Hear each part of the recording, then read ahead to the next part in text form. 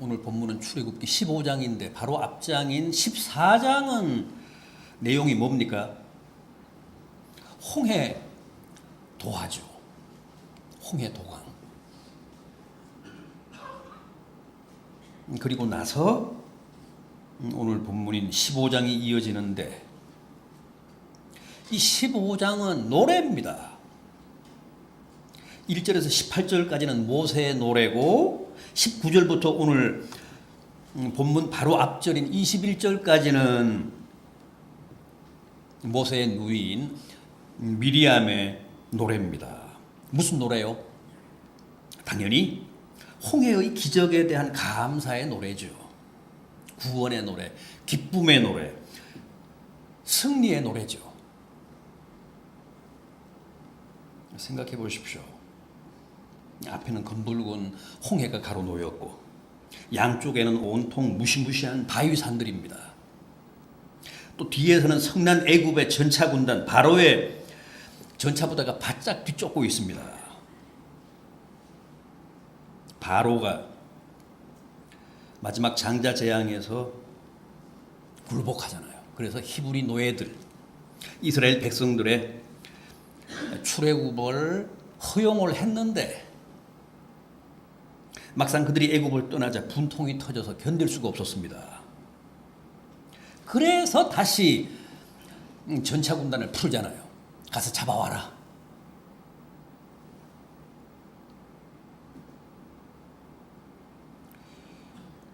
그래서 지금 그들이 뒤쫓아오고 있습니다. 이스라엘로서는 완전히 사면초가입니다. 절체절명입니다. 그런데 그 마지막 순간에 하나님이 모세를 통해 극적으로 홍해를 가르시잖아요. 바다 가운데 큰 길을 내셨습니다. 그리고 한 사람의 낙오자도 없이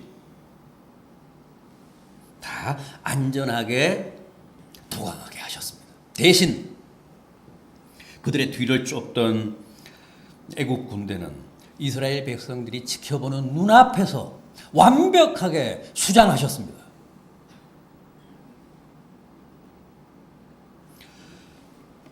(14장 27절) 이하를 보십시오. 14장 27절 이하를 보십시오.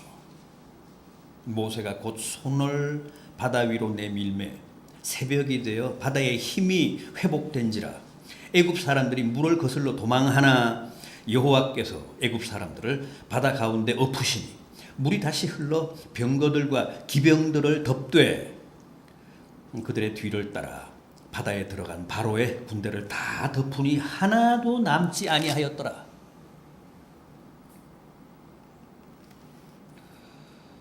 다 몰살을 당했습니다.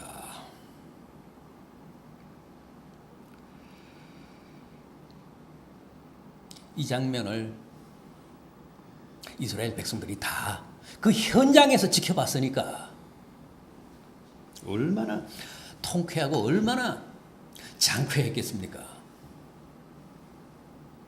그래서 부른 노래가 바로 이 15장 1절 이하 21절까지 길게 이어지는 기쁨의 노래고 승리의 노래고 감사의 노래입니다.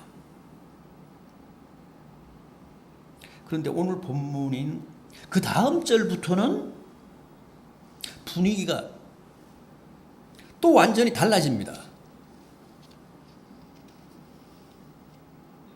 본문 22절 이하를 보십시오. 오늘 본문 22절 이하를 보십시오. 모세가 홍해에서 이스라엘을 인도하며 그들이 나와서 수르 광야에 들어가서 거기서 사흘 길을 걸었으나 물을 얻지 못하고 마라에 이르렀더니 그건 물이 써서 마시지 못하였으므로 그 이름을 마라라 하였더라. 기적적으로 홍해를 건너고 또 그들을 뒤쫓던 애국 군대가 수장되는 광경을 목격하면서 승리의 노래, 감사의 노래를 부를 때는 좋았는데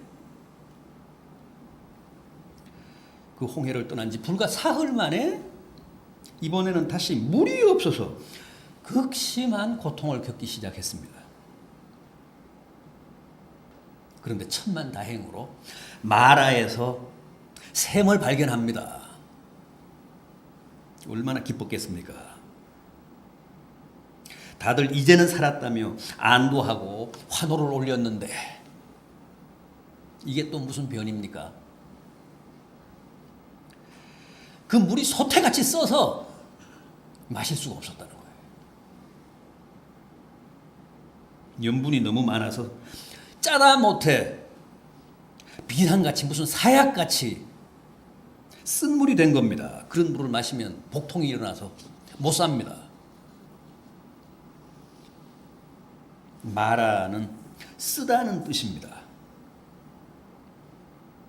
룻기 1장 20절을 보면 룻의 시어머니인 나오미가 이제 나를 나오미라고 부르지 말고 마라라 부르라, 그런 대목이 나옵니다. 그런데 거기 각주를 보면 나오미는 그 뜻이 희락, 기쁨이라고 되어 있고 마라는 괴로움이라고 되어 있습니다. 그렇습니다. 불과 사흘 전까지만 해도 홍해도하라는 큰 기적과 구원을 체험하고 나오미의 노래를 불렀습니다. 즉 기쁨의 노래, 희락의 노래를 불렀는데 지금은 마라에서 쓴 물을 만나 고통과 괴로움을 당하며 백성들이 다 모세와 하나님을 원망하고 있습니다. 여러분, 이게 바로 그 옛날 이스라엘 백성들의 광야 여정이었고 또 오늘 우리들의 세상살이입니다. 물론 홍해도 마라도 다 하나님이 인도하신 길입니다. 하나님이 낮에는 구름 기둥으로 밤에는 불 기둥으로 그들을 친히 거기까지 이끌어 오셨습니다. 그렇다면 하나님이 왜 홍해의 감격을 좀 더 오래 누리게 하시지 않고 불과 사흘 만에 다시 마라의 쓴물을 만나게 하셨을까요?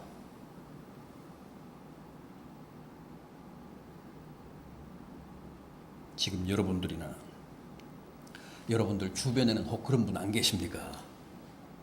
한때는 좋았는데, 한때는 홍해를 건너고 애국 군대의 멸망을 지켜보며 잘 나갔는데 지금은 인생의 쓰리쓴 고배를 마시고 괴로워하는 분들,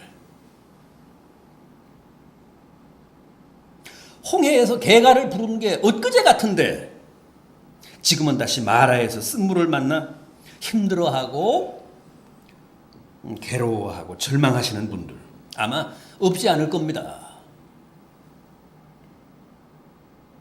살아가다 보면 누구나 좋은 날, 신나는 날도 있지만 또 이렇게 마라에서 쓴물을 만나기도 합니다.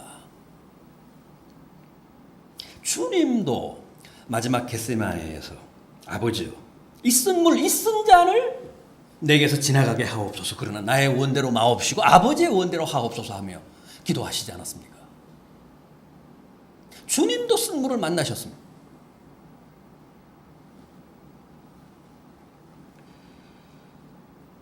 자, 그렇다면 마라의 쓴물이란 대체 뭘까요?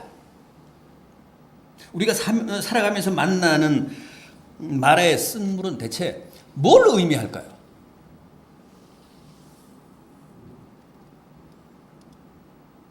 우선 그것은 하나님의 시험이었습니다. 본문 25절 하반절을 보십시오. 거기서 여호와께서 그들을 위하여 법도와 율례를 정하시고 그들을 시험하실세. 거기서 하나님이 이스라엘 백성들을 시험하셨다고 합니다. 이게 무슨 뜻일까요?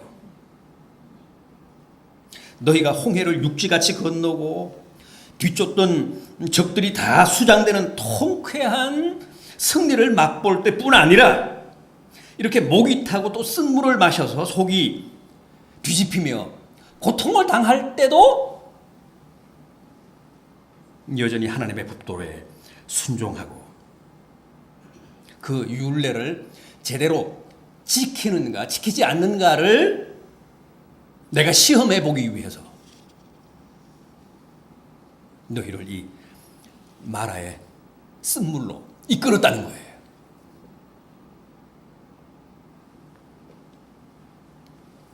거기서 그들을 하나님이 시험하셨다는 말씀은 그런 뜻입니다. 여러분, 하나님은 언제나 극심한 기갈과 쓴물과 쓴 잔을 통해 우리를 시험하십니다. 왜 그럴까요? 왜 쓴물로 하나님이 우리를 시험하실까요? 평안할 때는 모르잖아요. 그러나 아픔이 오고 쓰디쓴 고배를 마시면 비로소 그 사람의 진상이 다 드러납니다.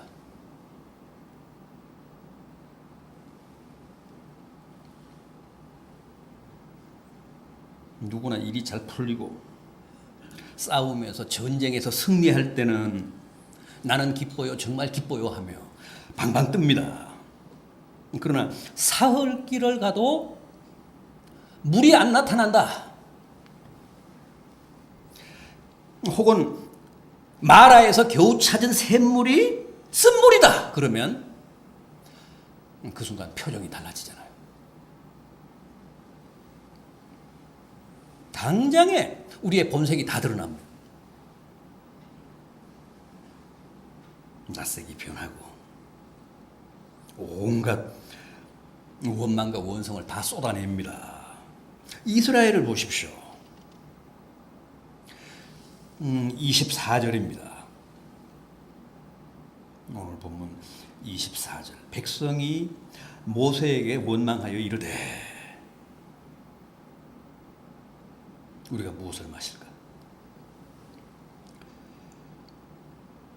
백성들이 모세를 원망했다는 얘기는 하나님을 원망했다는 뜻입니다.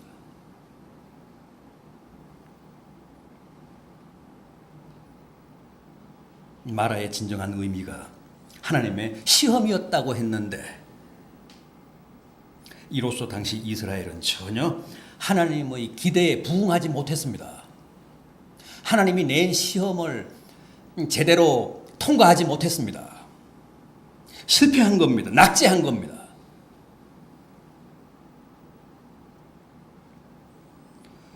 여러분, 광야 같은 세상을 사시다가 마라를 만날 때,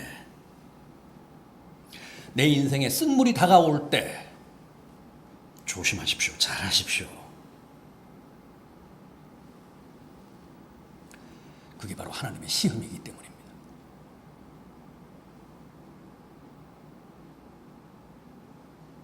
추한 인간성을 드러내며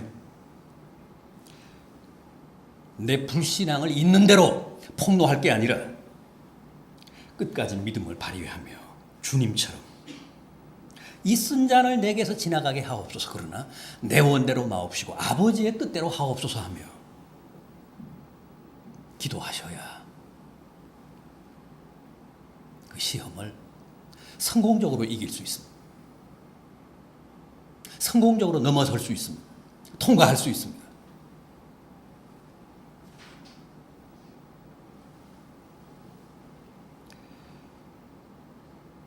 예수를 믿으면 무조건 모든 게 다 잘 될 거라고 생각하는 것만큼 위험한 발상도 없습니다. 초신자들일수록 그렇죠. 내가 열심히 믿고 많이 기도하면 내 인생에 절대 쓴 잔이 없을 거라고 생각합니다. 오산입니다. 오해입니다. 그렇지 않습니다. 오히려 예수를 믿으면 없던 문제도 막 새로 생깁니다. 왜 그럴까요? 내가 거기 어떻게 반응하는지를 보시려고, 시험하시려고 하나님이 고의로 그런 어려움을 주십니다. 쓴물을 만나게 하십니다.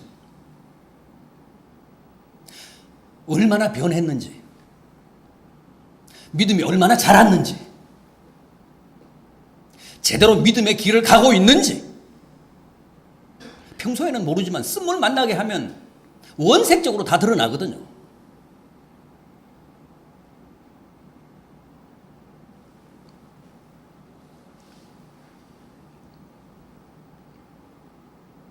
이스라엘은 판판히 그 시험에 실패했습니다.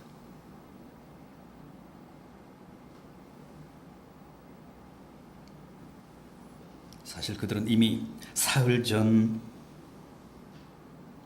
홍해 앞에서도, 홍해가 갈라지기 직전까지도 모세와 하나님을 원망하며 갖은 악다구니를 다쳤습니다.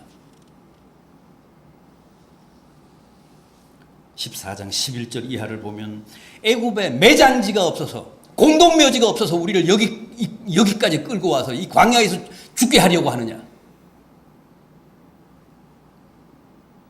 차라리 애굽 사람을 섬기는 게 이 광야에서 죽는 것보다 더 낫다. 그러면서 모세에게 대들었습니다. 하나님을 원망했습니다.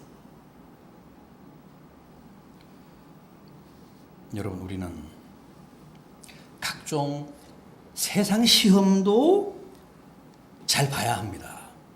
그래야 진학도 하고 진급도 하고 자격증도 따고 뭐 의사도 되고 판검사도 되지 않습니까? 세상 시험도 잘 봐야 합니다. 그런데 하나님의 시험도 마찬가지입니다. 하나님 시험도 잘 통과해야 합니다. 특히 이 마라의 시험, 쓴잔 쓴물 시험을 잘 통과해야 그만큼 내가 복됩니다. 세상 시험도 잘 통과하면 복되잖아요. 내게 큰 덕이 되잖아요. 하나님의 시험도 마찬가지입니다. 잘 이기고 잘 통과하면 하나님의 큰 은혜를 입는다는 사실 꼭 기억하시기 바랍니다.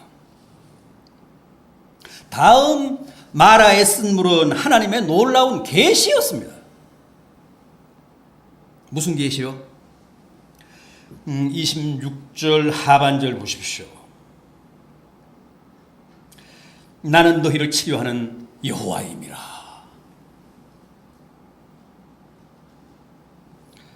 그러니까 하나님이 우리에게 자신을 치료하는 여호와로 계시하신 사건이 마라의 쓴물이었다는 거예요. 치료하는 여호와, 히브리 말로는 뭐라고 합니까? 여호와 라파, 여호와 라파라고 하잖아요. 치료하는 여호와. 마라의 쓴물은 하나님이 여호와 라파임을 우리에게 계시하신 사건이었다는 거예요. 여호와 라파임을 우리에게 드러내시기 위한 사건이었다는 거예요.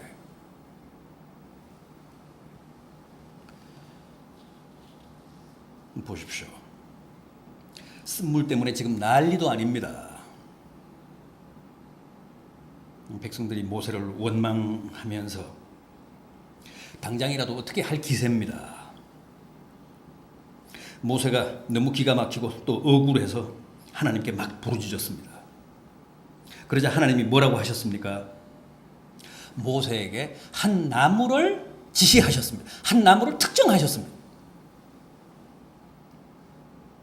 그리고 저 나무를 쓴물에 던져라.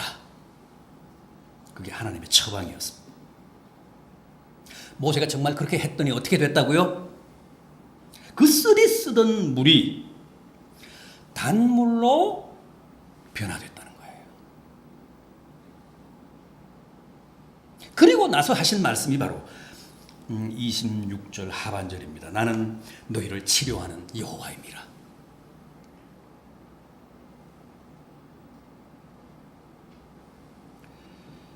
하나님은 마라의 쓴물을 단물로 변화시킨 이 사건을 통해서 자신이 바로 치료하는 하나님이라는 사실을 우리에게 분명하게 계시하셨습니다. 하나님은 쓴물을 단물로, 맹물을 포도주로, 기갈을 해갈로, 괴로움을 기쁨으로 변화시키시는 분이십니다. 여호와 라파십니다. 치료하시는 하나님, 치료하시는 여호와, 의원 되신 하나님.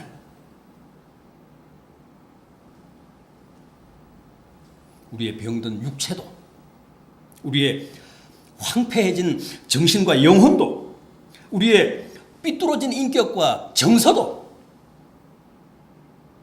열악한 삶의 조건이나 환경도, 우리의 망가진 가정도, 빗나간 운명도, 우리 사회도, 나라도, 민족도 하나님은 다 고치십니다. 왜? 여호와 라파시니까. 고치시는 여호와시니까.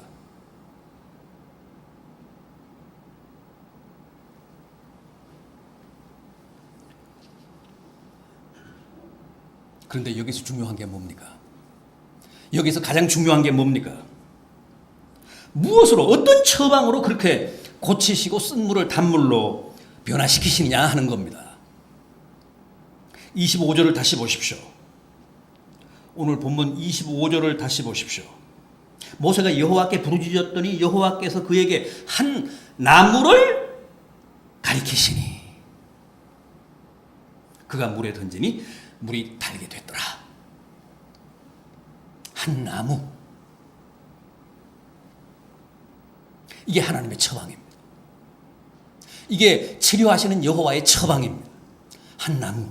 이 세상 모든 나무가 아닙니다. 하나님이 가리키신, 하나님이 특정하신 한 나무. 그렇다면 하나님의 비방, 하나님의 처방인 그 한 나무란 대체 어떤 나무입니까? 베드로 전서 2장 24절입니다. 저가 친히 나무에 달려 그 몸으로 우리의 죄를 담당하셨으니 그가 채찍에 맞음으로 너희가 나음을 입었도다.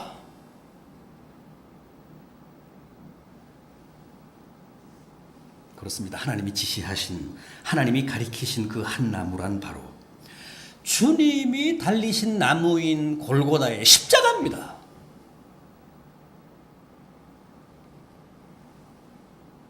치료하시는 하나님의 영원한 처방은 바로 십자가입니다. 하나님이 가리키신 한 나무, 특정한 나무, 그 십자가가 쓰디 쓴 물, 마시면 누구나 복통을 일으켜 죽을 수밖에 없는 쓴 물을 단물로 변화시켰습니다. 십자가가 바로 고치고 살리고 새롭게 하는 한 나무입니다.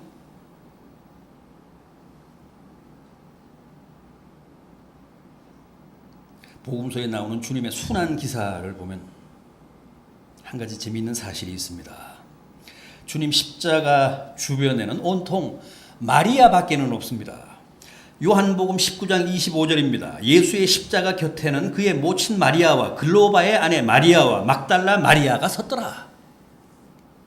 마태복음 27장 55절 이하입니다. 예수를 섬기며 갈릴리로부터 쫓아온 많은 여자가 거기 있어 멀리서 바라보고 있으니 그 중에 막달라 마리아와 또 야고보와 요셉의 어머니 마리아와 또 세베대의 아들들의 어머니도 있더라.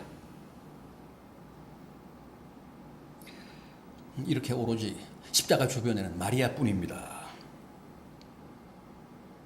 물론 예수님 시대 때는 마리아라는 이름이 흔했습니다. 요즘 뭐 영자나 순자처럼 우리 이름에. 그러나 당시 주님 십자가 주변에 온통 마리아인 것은 꼭 그탄만은 아닙니다. 여러분, 마리아라는 이름이 무슨 뜻입니까? 대단히 우아하고 성스럽고 고상할 거라고 생각하시지만 사실은 그렇지가 않습니다. 뜻밖에도 마리아가 바로 마라입니다. 마라의 파생어가 마리아입니다. 마리아의 원어가 마리아의 어원이 마라입니다. 그래서 마리아라는 말의 뜻은, 이름의 뜻은 쓴 것입니다. 쓰다는 거예요.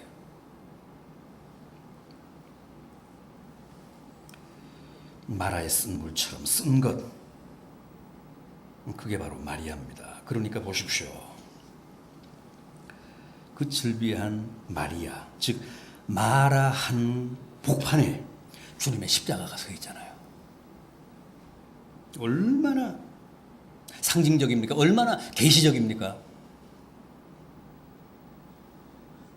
당시 마리아라는 이름이 흔해서 십자가 주변에 마리아, 온통 마리아 투성이었던 게 아닙니다. 놀라운 심오한 하나님의 계시입니다.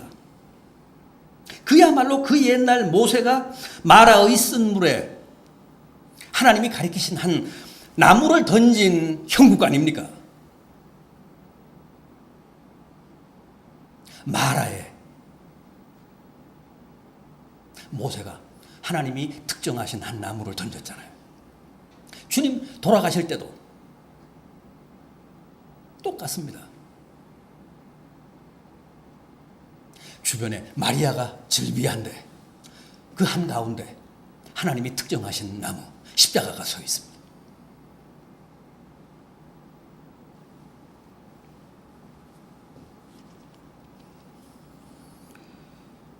여러분, 지금도 십자가가 답입니다. 십자가가 우리를 구합니다. 십자가가 우리를 치유하고 새롭게 합니다. 십자가가 유일한 하나님의 처방입니다. 십자가가 하나님이 특정하신 한 나무입니다.